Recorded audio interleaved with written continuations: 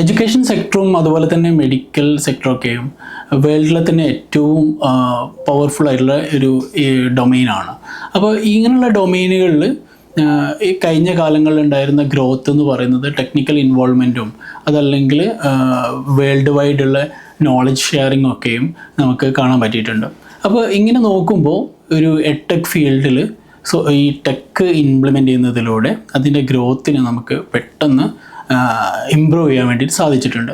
ഇപ്പോൾ ലാസ്റ്റ് കോവിഡൊക്കെ വന്ന സമയത്ത് കുട്ടികളെല്ലാവരും ലോക്ക്ഡൗണിലേക്ക് പോയ സമയത്തൊക്കെയും നമുക്കറിയാം ഓൺലൈൻ ലേണിംഗ് പ്ലാറ്റ്ഫോമുകളിലൂടെയാണ് എല്ലാവരും തന്നെയും എഡ്യൂക്കേഷന് അച്ചീവ് ചെയ്തിട്ടുണ്ടായിരുന്നത്.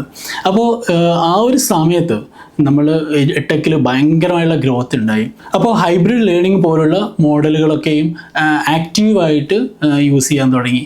അതുപോലെ തന്നെ വേൾഡ് വൈഡുള്ള ഏറ്റവും ബെസ്റ്റായുള്ള ട്രെയിനേഴ്സിൻ്റെ ക്ലാസ്സുകളും അവരുടെ അടുത്ത് നിന്നുള്ള നോളജുകൾ ഷെയർ ചെയ്യപ്പെടുകയും അത് പഠിക്കാനുള്ള അവസരങ്ങൾ ഉണ്ടാവുകയും ആ ഒരു സമയത്ത് നടന്നിട്ടുണ്ട്. എഡ്ടെക് ഫീൽഡിൽ 2025 വന്നിരിക്കുന്ന ഗ്രോത്ത് എന്ന് പറയുന്നത് 404 ബില്യണോളം ഗ്രോത്താണ് വന്നിട്ടുള്ളത്. എഡ്ടെക്കിലെ ഈ ഗ്രോത്ത് ഈ സീസണിൽ വരാനുള്ള കാരണം കോവിഡിൻ്റെ സമയത്ത് വന്നിരിക്കുന്ന ഈ ലോക്ക്ഡൗൺ പീരീഡിൽ 48% യൂസേജ് ഈ ലേണിങ്ങിന് വന്നു എന്നുള്ളത് തന്നെയാണ് എൻ്റെ ഒരു 10 years ഓഫ് എക്സ്പീരിയൻസിൽ മനസ്സിലാക്കുന്ന ഒരു ഗ്രോത്തിനുള്ള മെയിൻ കാരണം എന്നുള്ളതാണ്.